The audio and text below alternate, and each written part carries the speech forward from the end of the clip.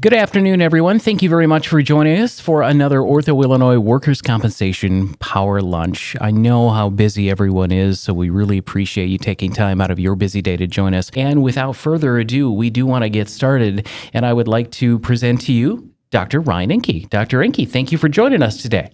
Thank you so much for allowing me to take some of your time here at lunch to talk about something that I'm passionate about, and that is EMGs. And so I do want to talk about that today in the context of workers' compensation. And so I'll just give you a little bit of background about myself. I'm a board certified in physical medicine and rehabilitation. Completed my residency at Mayo Clinic in 2009. And then I've been at OrthoIllinois since 2009, working with this outstanding group. So I do always like to take a little bit of time to share what the specialty of physical medicine and rehabilitation is about. And I do that because it's not a super common specialty that most people know. You know what an orthopedic surgeon does, you know what a cardiologist does, but not everybody knows what I do. Physiatry is the other term that people will associate with our specialty, or PM&R. So it's really a unique medical specialty. We focus on a comprehensive approach to function and care. It's a very goal-oriented specialty, so we really work towards specific goals, and it's a team-oriented approach. We understand that we don't do this alone. We work with therapists, nurses, case managers. That's really built into the fabric of our specialty. And so I always like to give a little bit of promotion to the specialty as much as I can, because I think it's a really unique specialty that can offer a lot to our patients. And so specifically today, some of the objectives I'd like to accomplish today, hopefully at the end of this webinar, you'll understand the diagnostic utility as well as limitations of EMG, or electromyography is the other term for that. I hope you'll appreciate the role of EMG in the diagnosis and prognosis of neuromuscular pathology in workers' compensation cases. And finally, I'd like to have you identify any potential EMG pitfalls that could complicate the successful progression of care in a workers' compensation case. So those are the things we'd like to accomplish today. Again, as Bill mentioned, we'd like to also open up opportunities for questions that you might have as we go along or at the end of the presentation. So first of all, we'll talk about what is the clinical utility of EMG. What can you do with an EMG? So there's 7 things that are very helpful when you think about what an EMG can do for you. It can, number 1, confirm the diagnosis. Number 2, you can localize the pathology. So for example, if you're trying to figure out if somebody has an ulnar nerve issue, you know it's in that distribution, this can help determine where it's at. Is it at the elbow, is it at the wrist, or somewhere along the forearm? It can determine the severity of the problem. Oftentimes, severity also dictates what treatment you'll pursue. From mild pathology versus more severe pathology, the treatment could be either more conservative or more aggressive. The 4th thing that an EMG can document and determine is the pathophysiology of the condition. So that just means you can determine, is this something that is affecting the axon of the nerve, which would be a more severe injury, or is it affecting just the myelin sheath, which would be a more superficial or mild finding? So that gives us some actually good information from that perspective. 5th thing we can do is we can offer prognostic information. We can say if this condition has a good chance of progressing to healing, or if there's a good chance this is just where this condition is at regarding a nerve or muscle injury. And so hopefully that's another thing that can really help in the determination of the correct treatment. The 6th topic, or 6th thing we can do is exclude other diagnoses. So sometimes you're looking to confirm the diagnosis, but you also might want to exclude certain pathology. So that's one thing you can do on an EMG. You can clearly define what the problem is, but also rule out other potential diagnoses. Finally, the last thing we can do is detect subclinical disease, so things that might not be yet symptomatic, such as like an underlying peripheral neuropathy in someone with diabetes, is something we can detect on the EMG. And I'll talk about that in more detail later, how that might relate to a workers' compensation case. Obviously, those are things that you're not trying to dig up and manage as part of a workers' compensations case. So we'll address that later on. I think it's also important to understand there are limitations to EMG. We are only looking at peripheral neuromuscular pathology when it comes to EMG. We're not really able to detect any brain or spinal cord pathology. So we think about the central nervous system, brain and spinal cord. We really can't test that on an EMG. So any pathology at that level, we're not going to be able to help out with a EMG test. That's also important to understand when you're ordering that. So if you're suspecting potentially a spinal lesion or some type of a brain lesion, we can rule things out. We can rule out peripheral pathology, but it's not going to be able to confirm the diagnosis of anything within the central nervous system. Another major limitation of EMG is that it is operator dependent. So it is very dependent on the person performing that electrodiagnostic testing. The technique matters, as well as temperature matters. So we tend to think of temperatures in the upper limbs when we're testing. They need to be monitored, and they need to remain above 32 degrees Celsius. In the lower extremities, we'd like to see the limb temperature above 30 degrees Celsius. And the reason for that is lower temperatures of the skin can lead to false positive results. So at lower temperatures, the nerve conduction studies will be at a slower speed. And you could easily mistake that for some type of a peripheral nerve compression or a peripheral neuropathy if you do not monitor the temperature during the test. And that is something that is important to look for if you are reviewing EMG reports, and just making sure if things aren't making sense, make sure they check that on the report. So electrodiagnostic testing, again, the key thing here is we are looking at peripheral neuromuscular function. Again, if we differentiate between the central and the peripheral nervous system, just keep in mind that the EMG is looking specifically at the peripheral neuromuscular system. So commonly used to diagnose several conditions, including peripheral nerve compression or injury, things like carpal tunnel syndrome, cubital tunnel syndrome, maybe a crush injury. Those are all things that we can detect on EMG. We can detect more systemic processes, such as a generalized peripheral neuropathy. We can certainly look at radiculopathy, either cervical or lumbar, most commonly. In some cases, EMG can be used to check for thoracic radiculopathy as well, but that is definitely less common than the cervical or lumbar. We also look at other peripheral neuromuscular disease. So we look at things like myopathies and other neuromuscular junction disorders. Those are things that we can look at on the EMG test. Common symptoms that you might think about in order to evaluate further would be numbness, tingling, or weakness. I'd also throw in pain, but in combination, particularly with the numbness, tingling, or weakness, that might cue you in to a potential nerve issue. And so that's a good indication to consider EMG testing if that is indicated. So I'd like to talk about ensuring a high-quality EMG.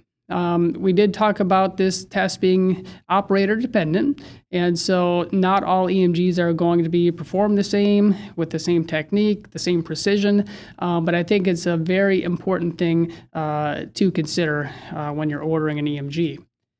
So number one, the EMG should be an extension of the history and physical examination. It's not done in, alone. It should be making sense with, okay, what is the history? What does physical exam show? And that really goes into how you set up the electrodiagnostic testing.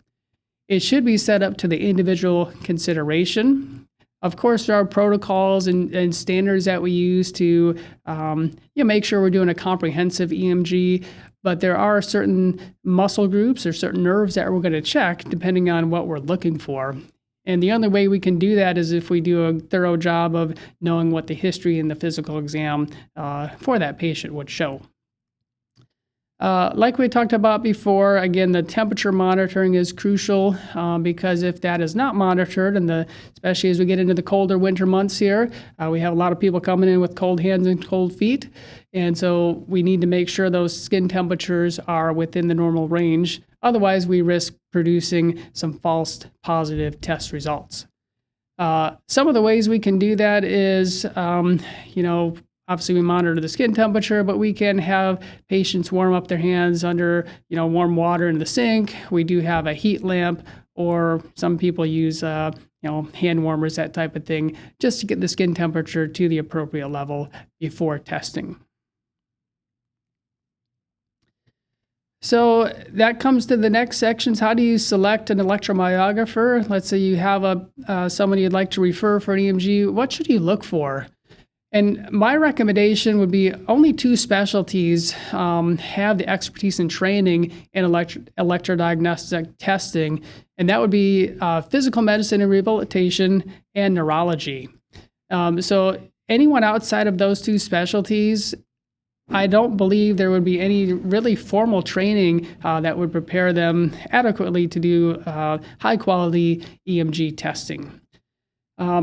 There are some states that do allow non-physicians to do electrodiagnostic testing, but again, I would be cautious about that, again, because there is really very specific guidelines and training that these 2 specialties, neurology and physical medicine and rehabilitation, require of their residents.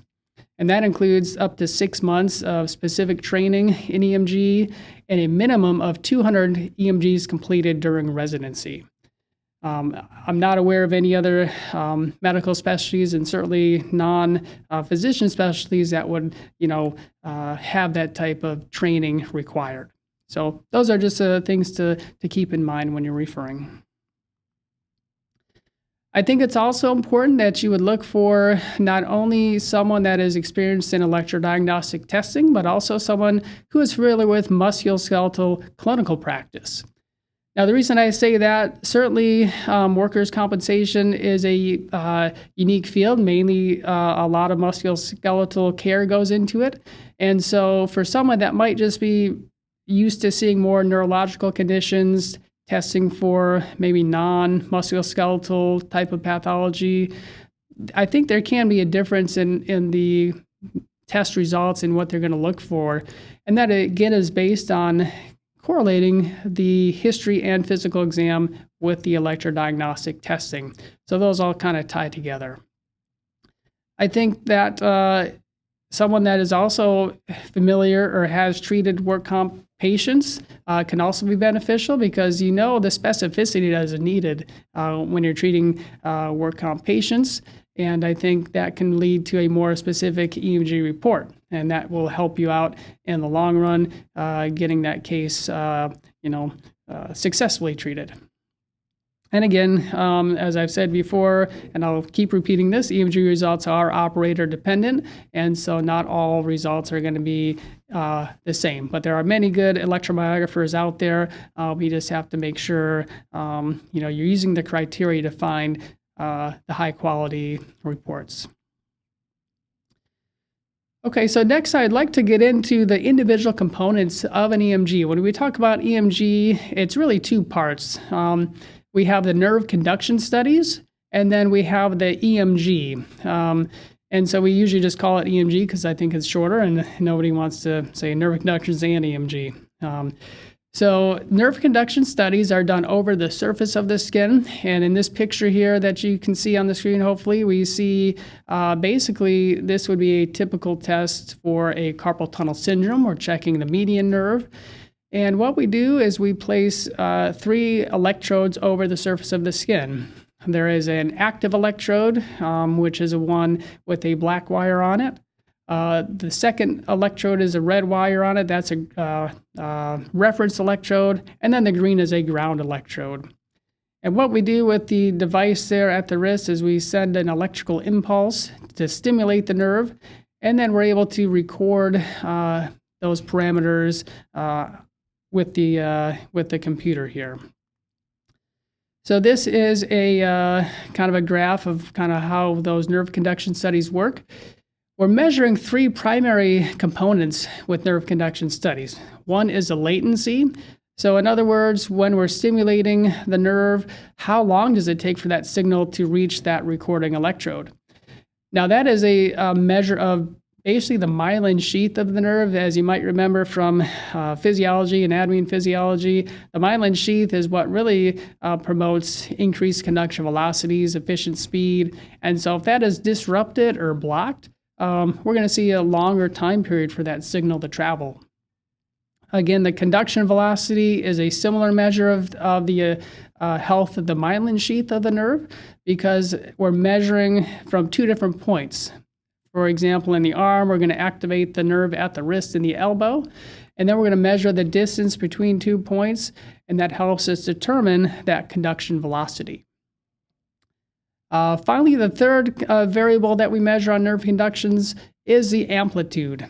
Now that is a measure more of that actual axon. If you think about a nerve, as a model of a wire, so the outer layer of like an extension cord would be the myelin, but if you cut that away and look on the inside of that copper wire, that's really equivalent to that axon. And once you start getting damage to the axon, that's definitely a more severe nerve problem, more severe nerve injury. And so you tend to get reduction of that amplitude response on the nerve conduction studies. All right, next up we have the needle EMG, and so that would look something like this. Again, we have some ground and a reference electrode over the surface of the skin. It is a very small needle, although there are some variations in that. I'll kind of talk about that a little bit later on in the presentation. But this is more of a underneath the surface test. So we're placing that needle into the actual muscle, and then we're having the patient activate that muscle to then record that electrical activity inside that muscle. And so when you think about an EMG, those are the two components to be aware of. And now we'll talk about the variables. What do we look for on the needle EMG? Well, the first thing we look at is the muscle at rest. So we're going to look at a normal, healthy muscle is silent. We shouldn't see any activity, should be pretty silent. In an abnormal muscle that has either denervation from a nerve injury or a chronic muscle condition, we can see what is called spontaneous activity. And that is without activation of the muscle, we're seeing these sounds or waves that show up on the computer monitor, and that tells us that something is abnormal in the muscle. Now, once we check the muscle at rest, we then have the patient voluntarily activate the muscle. And so there are a couple of things we look for on those variables as well. Normally, and I'll show you on the next phase here, there's usually what we call a triphasic motor unit potential. So there'll be a deflection below baseline, above, and then back down. If there are multiple waveforms, that is what we call polyphasic. That's abnormal. If there is a large amplitude or a larger duration, that tells us that there could be a nerve issue. And I think it'll probably be easier to understand when we look at the next slide. And also, conversely, if there's a myopathy or a muscle problem, we tend to see a decreased amplitude and duration with those, what we call motor unit potentials. All right, so this is my deluxe artwork. That's why I went into medical school, not art. But you can see on the normal variation, that's what we would call a triphasic waveform. That's typically what we would see as a single motor unit potential. When we're doing the EMG, those would be actually multiple. They'd fill up the screen, so it looked like kind of a 10s to 20 to 30 of those going across the screen at a time.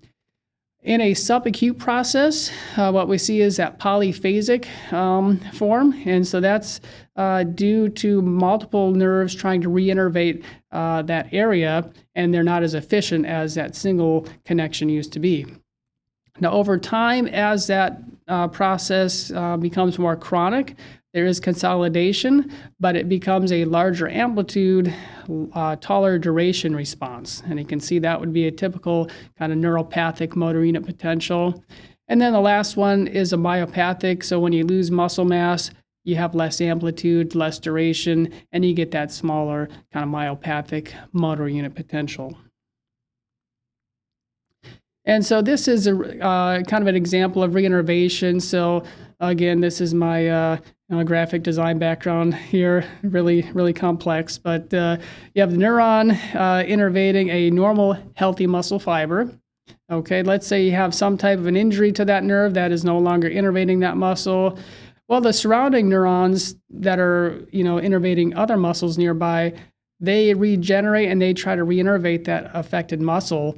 And so you can see how that would be a cause of the motor unit potential to be not as synchronized. And so that's why you get the multiple waveforms or the polyphasic pathology.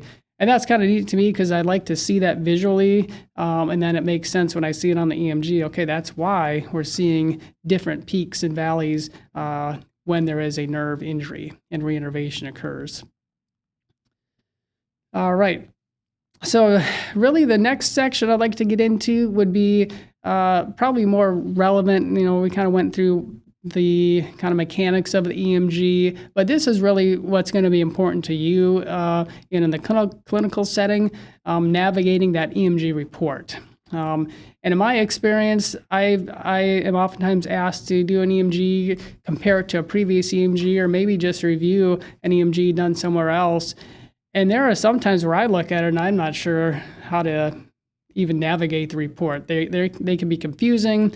Sometimes they're more in a narrative setting, and so you're trying to figure out how that fits in with the diagnosis. So what I try to do with my reports is make it very user friendly, and a lot of people do that. But I think that's important too, because ultimately we want this to be a helpful test and not something that you have to study and figure out what am I trying to say in this. So the conclusion should provide the following characteristics. You should have a clear diagnosis. We should make sure we include the severity of the problem, the localization of the problem, and if applicable, the prognosis, depending on what study we're doing there. Vague or non-specific conclusions should be looked at skeptically. I've seen that in a lot of EMG reports where there's really no clear diagnosis. It's maybe they have a possible peripheral neuropathy, possible L5S1 radiculopathy, maybe something else going on, but that really doesn't help you as a treating clinician, get to the right treatment plan for that patient. So again, those are just things you can look for and kind of judge the EMG. Okay, am I getting very usable data that can help me? Or is this something that may actually cause more questions than answers? Obviously, we want to be more conclusive to help you out. So a couple of red flags in the EMG report. So number one, no clear diagnostic conclusion. If they can't say for sure if this is normal or abnormal, that's going to be a problem, because that's really the reason you're ordering the test, is to get a more definitive answer. If there's no temperature recorded on the EMG report, that could be a red flag, especially if there are slower conduction velocities or abnormal findings. That's a red flag. The other thing that we can see is if the conclusions do not match the history, physical examinations, or other diagnostic test findings. So that can be frustrating too. And that's not unique just to EMGs. There can be other diagnostic tests that you get that, you might find that, well, that really doesn't fit with what I was thinking. And now that doesn't mean that you don't have to do further investigation and try to figure out, am I missing something? How does that fit in? But sometimes there could just simply be bad test results and they don't make sense. And in that case, you want to make sure that you're prepared to look at those factors that might have led to that. So how can EMG results optimize care, assuming that you're getting a good, high quality, accurate EMG result? How can that lead to better outcomes?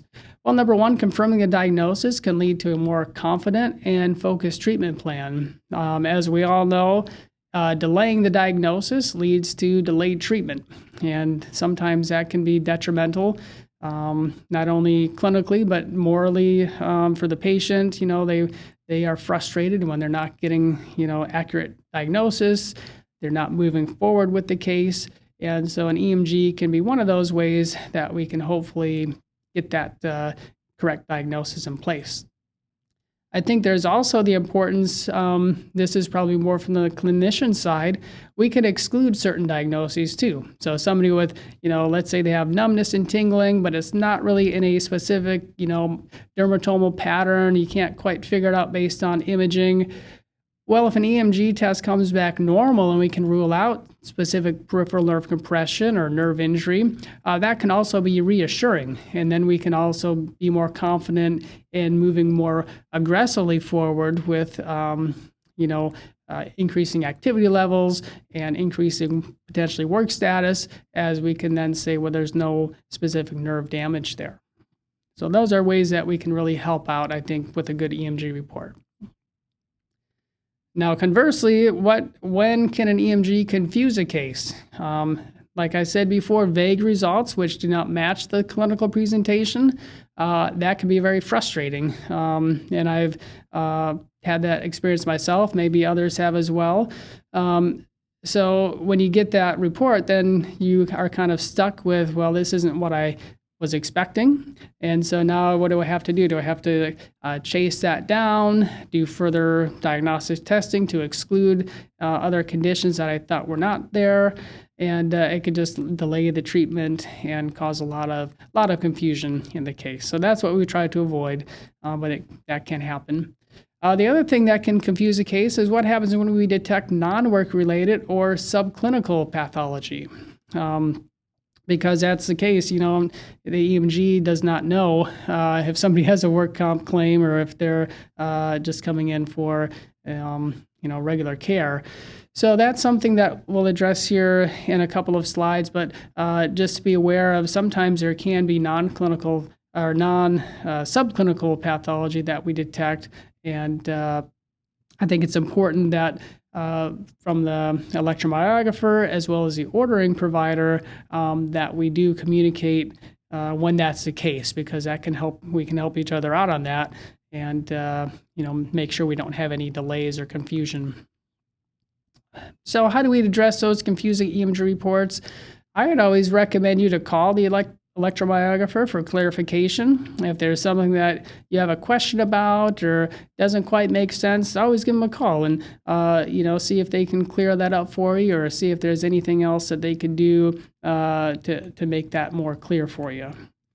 Consider the EMG as only a part of the picture. Again, it's not all-encompassing. It's only a part of the clinical picture. You need to take that in line with other diagnostic testing, as well as the history and physical exam findings. It has to all fit together. Document any non-work-related diagnoses as such and refer to the appropriate specialists if needed under group insurance. For example, if somebody is coming in and let's say they had some type of a peroneal nerve injury at the knee, and you can correlate that with the mechanism of injury, it all makes sense, but you also find that they have a peripheral neuropathy, maybe related to diabetes. Well, you're not going to include that in the treatment plan. You're not going to treat that peripheral neuropathy, but it's also important to, let them know that's what was found on the EMG and pursue the appropriate clinical treatment and workup for that. And lastly, I'd say if you find that there are certain patterns, for providers that are not, providing high-quality reports that are helping your case, try to avoid those if you can, because it ultimately will save you time and a lot of effort down the road if you can just make sure that you get the report accurate the first time. And so some of you might have a question, well, when do you order an EMG? I think it's important to order an EMG if you have a specific clinical question that you want answered. A rule in or a rule out is the way I would look at that. From my standpoint, it's helpful when you place an order to include any clinical notes, previous diagnostic testing, and a specific clinical question that you want answered as far as a rule out or a rule in. Certainly, it's my job too to make sure that I get the history from the patient directly in the exam so that I'm not missing anything. But it's also helpful if there is anything specifically that you're looking for to make sure that we really focus in on that as well. Please include the limb to be tested. Sometimes we get an order and it says EMG. We really need to know, are we testing, one side, both sides, arm or leg? So try to be as specific as you can with that. Another important thing to consider, EMG findings can take up to 2 to 6 weeks to detect. And so they're not always, something you can pick up right away. So if you do have someone with an acute nerve injury, you might be tempted to say, well, let's get them in right away for the EMG, get them in tomorrow. Probably best to wait at least 2 weeks just so that we can make sure we're not going to miss anything on the diagnostic testing and have to repeat it down the road to really see what the true pathology is.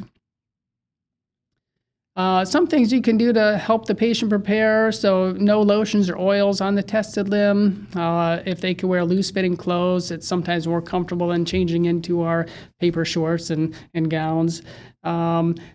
They can take all of their regular medications, and please have them eat or drink. Don't fast before the EMG testing. The only thing that does is increase their chance of a vasovagal response. So no restrictions. They can come in doing their normal routine.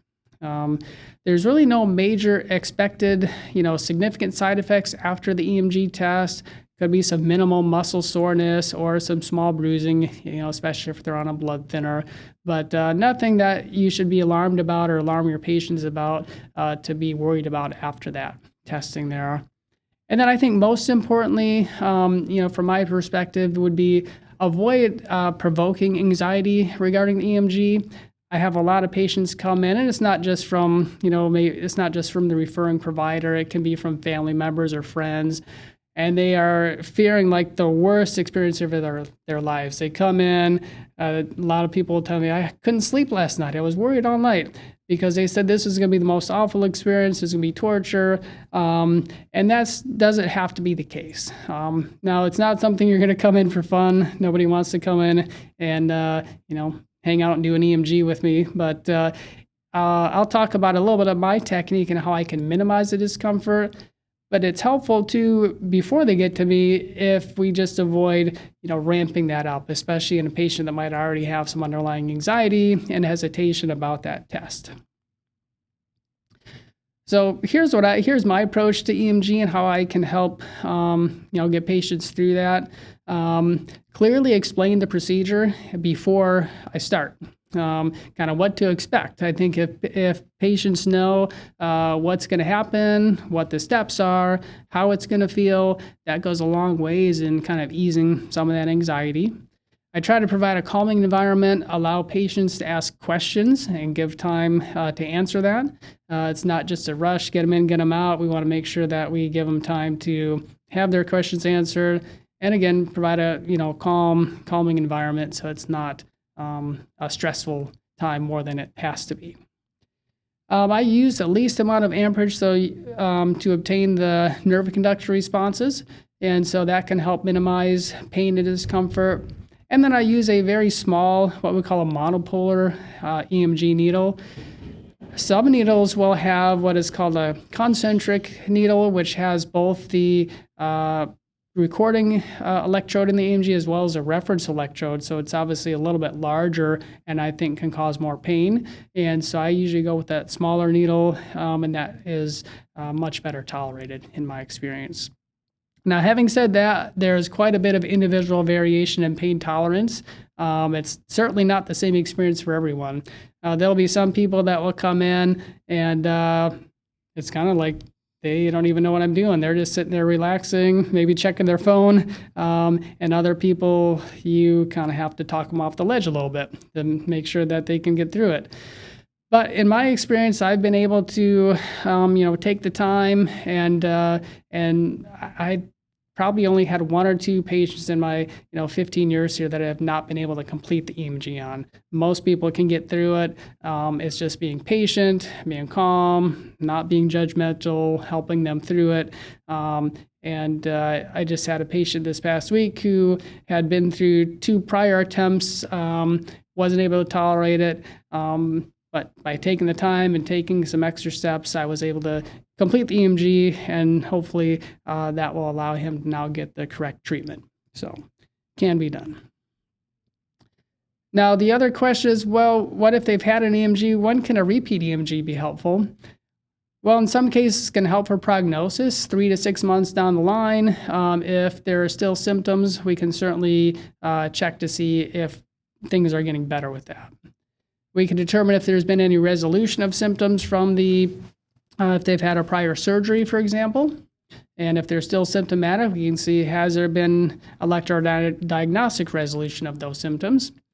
And if there's also been a prior EMG that is really not specific and has confused the case, if a more definitive EMG would be helpful to expedite the treatment, that would be another indication. So what can't an EMG detect? As we talked about before, central versus peripheral. Sometimes you'll think about complex regional pain syndrome. People think about ordering an EMG for that.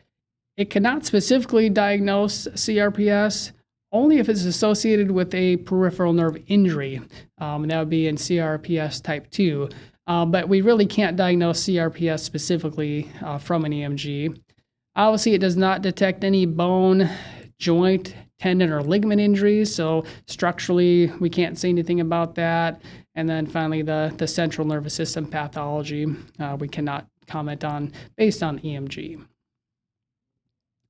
There are really very few contraindications to EMG. Even with a pacemaker, we could do EMG testing. We just do not do any proximal nerve conduction studies. So across the brachial plexus, for example, we can't do that. But anything distal in the arm or certainly in the legs, we can do that. Obviously, any active infection or post-op site with an open wound, we would avoid. Relative contraindications, so lymphedema can be an interesting one, especially if people have had a lymph node dissection. We need to be careful about the needle EMG due to risk of infection. So we try to test the minimal amount of muscles needed in that limb to still get the results that we need. Anticoagulation, really the only contraindication would be testing of paraspinal muscles due to risk of bleeding. Otherwise, the peripheral muscles, really not a huge risk for that. Sometimes, like I say, there could be some bruising or small amount of bleeding, but nothing that would be detrimental. Finally, nerve stimulators, so spinal cord stimulators, all kinds of things can be done now. Generally, those are safe. It can be a case-by-case basis, but it doesn't, prevent still obtaining the EMG test.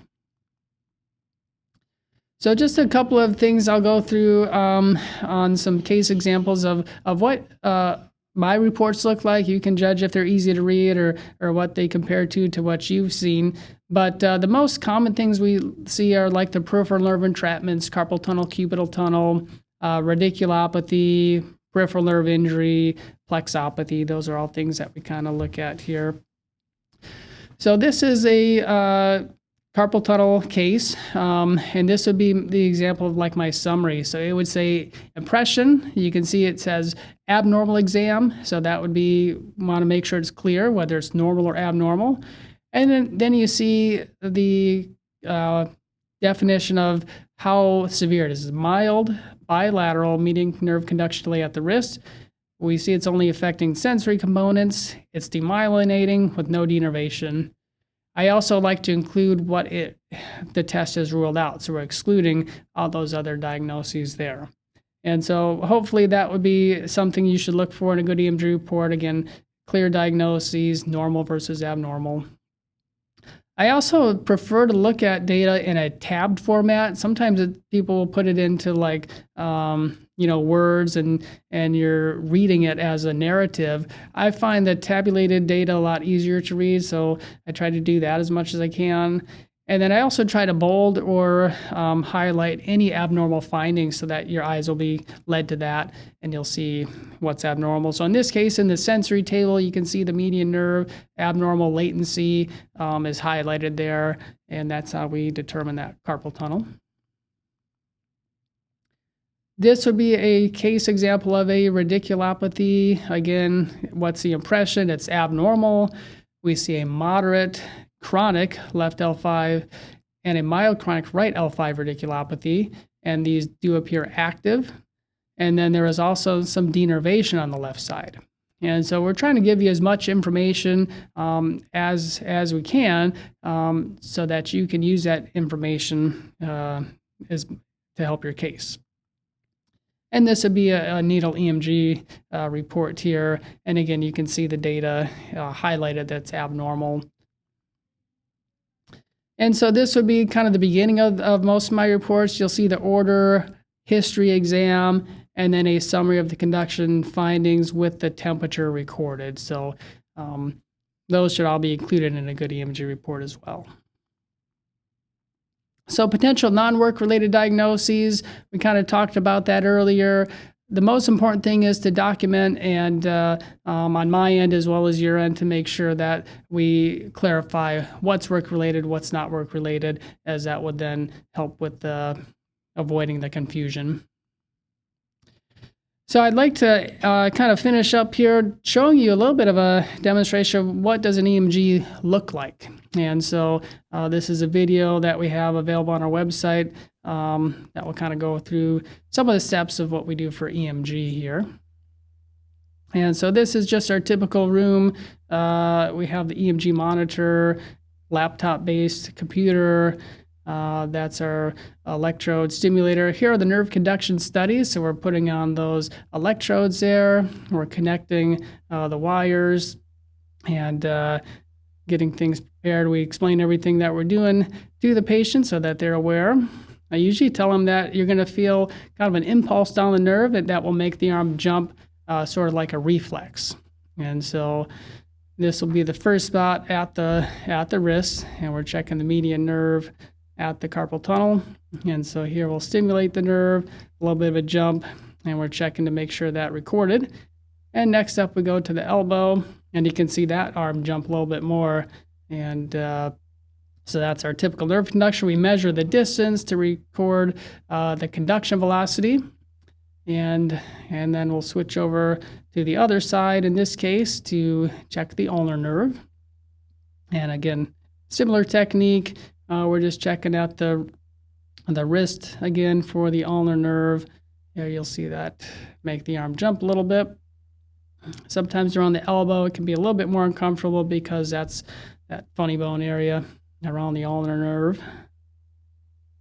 But you can see this was a very well-tolerated procedure for this patient. Again, I can't guarantee everybody's like that. Some people jump more than others, but it is, for the most part, people do very well with it. No major issues. This is a sensory conduction study, so we use a little bit different electrode for that. This one doesn't usually make the arm jump as much, and so we're checking the radial, ulnar, and then median nerves with a sensory electrode there. And so those would be the sensory nerve conductions. And now we're going to look at how we do the needle EMG. And so here we are cleaning the skin just with an alcohol prep there. Again, we have some electrodes over the surface of the skin. And then our needle is the actual going on. So here's a sound that sounds like for a needle EMG. So this is at rest. Should be pretty silent. Okay. Good. Didn't feel it actually. Good. Push your arm out against me like you're pushing my head down. And relax. Got to hear that in the background. That's the Good. Next spot down low that's here. the actual voluntary motor unit potentials that we're recording. And then go ahead and push down. So that's a sound in the background that you're hearing. As you can see, it's not as gruesome or gory as some And people you're might on tour, describe so you it. kind of have to You help know, them. people do survive the EMGs, believe it or not. So So my hope is that by seeing this, you'll kind of get a better understanding of what the actual procedure looks like. So there's Gonna not as turn your much hand fear or down like you're anxiety. twisting You can towards the certainly, floor. kind of help people through when you're doing that. So just to summarize here, so EMG can be a highly effective tool in diagnosing the injured worker. EMG results can be operator dependent, and one should look for accurate, reliable, and timely test results when making a referral. I guess that's the other important thing. When you do order the test, you do want to make sure you get those results right away. In my practice, I send the results out the same day I do the test, so there's really no delay in getting those results. Finally, a gentle, patient-centered technique can help minimize discomfort during the EMG.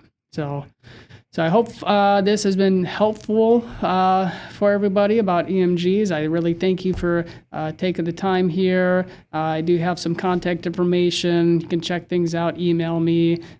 Be happy to certainly answer any questions today or in the future. And really, again, thank you for taking the time to attend this. Dr. Enke, thank you very much for your taking time out of a busy clinic day. I know you had a full day of EMGs today, so thank you for taking the time. For any questions about workers' compensation, referrals, or to learn more about our Fast Track program for injured workers, please see our website, OrthoIllinois.com, and click on Employers.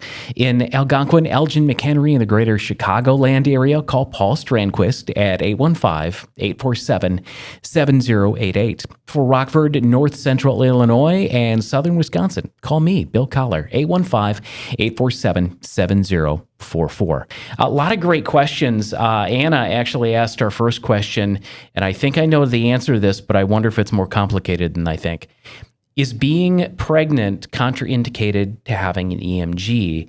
Will being pregnant possibly not provide accurate results? And while I didn't see that on your list of contraindications, I wonder a little bit about, peripheral vascular disease, or if somebody has compromised peripheral circulation, if that has something. Sure. Yeah, that's a very good question. Did not address that in the presentation, but no, pregnancy would not be a contraindication to EMG testing. There would be no,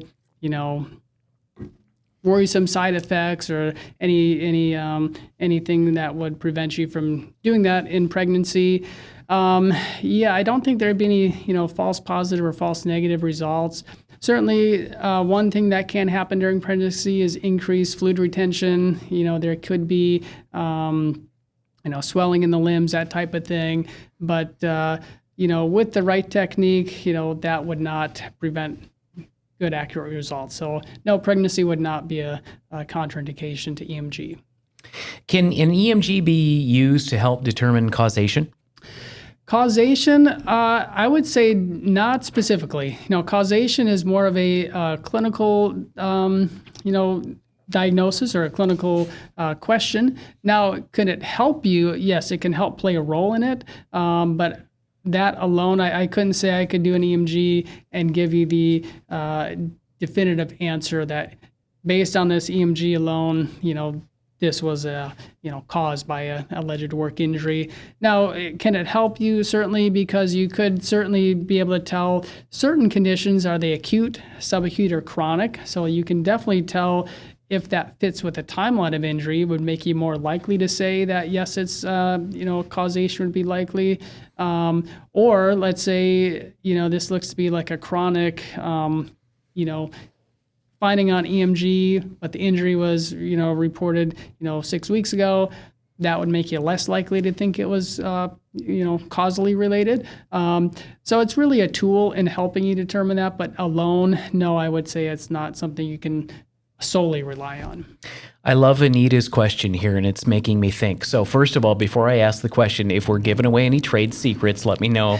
We will answer Anita's afterwards. But her question is, is there anything a patient can do to cause false positive results on a test? Is there anything they can do to affect the test results, or is this even possible with an EMG? No, I would say there's nothing they can do unless they go into someone that doesn't monitor temperature. They could certainly, make sure they stood outside in the cold for, half hour before they came in. That would certainly lead to false positive results. But again, if the electromyographer is measuring skin temperature, that should be taken into account and accurately, warmed up. But yeah, there's really nothing that a patient can do. Now, sometimes they can be uncooperative. So let's say you're asking them to activate a muscle and they're not able to activate it, or they're not, hard to judge, but you could say sometimes they're not giving a full effort.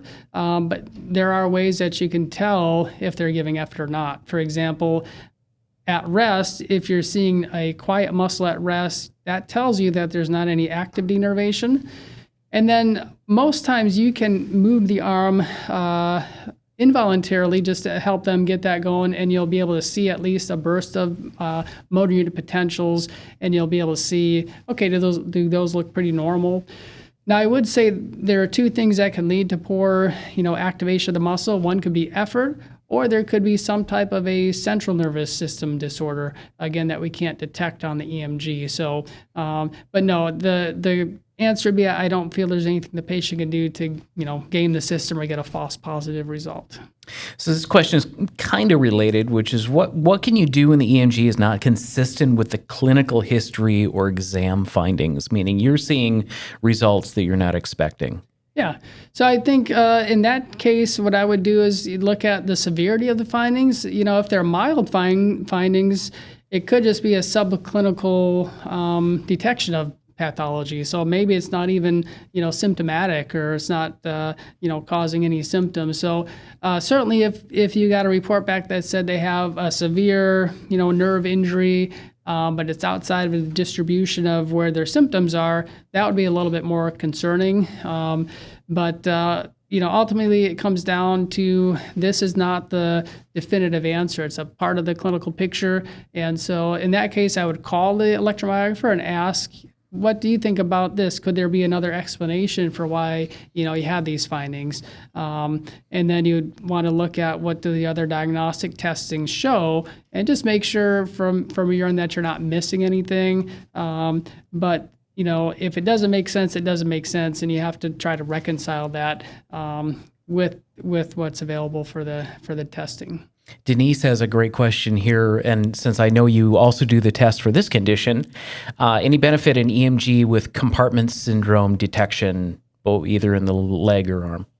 So the role for EMG and compartment syndrome testing would only be after the fact. It would not help from the acute standpoint. That's only going to be helpful. The only thing for that would be testing the compartment pressures with a needle.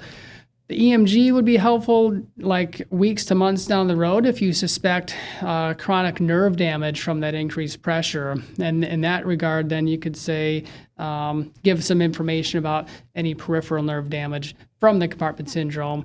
But the EMG itself is not useful in detecting compartment pressure itself. Nancy is asking, does diabetic neuropathy look any different on an EMG as opposed to a carpal tunnel? It does, yes. So that's a good question. So the way that would look differently is a diabetic neuropathy would affect all the peripheral nerves fairly equally. So you'd have multiple nerves that are having a slower conduction velocity, increased latency. Whereas in carpal tunnel, you should really only see findings in the median nerve. Ulnar nerve, radial nerve, those should all be normal. And so that's how you can use EMG to differentiate and localize the pathology. We've got a lot of great questions, and we have about 1 minute and 18 seconds left. So I think we're going to ask one more, which is the $64,000 question. Is an EMG painful? That's a very good question, and I would say that is very dependent on the patient. I wish I could tell you that I have this masterful technique and nobody comes in there and has pain, but some people do experience pain differently than others. It's no different than some people tolerate blood draws or vaccinations without any problem. Other people have more difficulty with that. So I think the most important thing is to take that into account when you're treating patients or testing patients, and it's my responsibility to make sure I do what I can to make them as comfortable as possible. Some patients that takes more effort on my part than others, but yes, it can be a painful test, but I think what most people find out afterwards is that it's not as bad as they were told it would be based on what they saw online or what a friend told them. And so I think in general, there's probably a little bit of exaggeration as far as how painful it is. But I'm also not going to, sugarcoat it and say, oh yeah, you're going to do just fine. There's no pain. So, but in general, most people would rate the pain level at like a 2 to 3 out of 10. So a mild pain, mild discomfort. Rarely do I see patients that are, in severe pain during the procedure. We're right at 1 o'clock, Dr. Enke. Thank you so much for taking time to do this presentation today. Thank you so very much for joining us today. I hope everyone has a great rest of your day, and take care.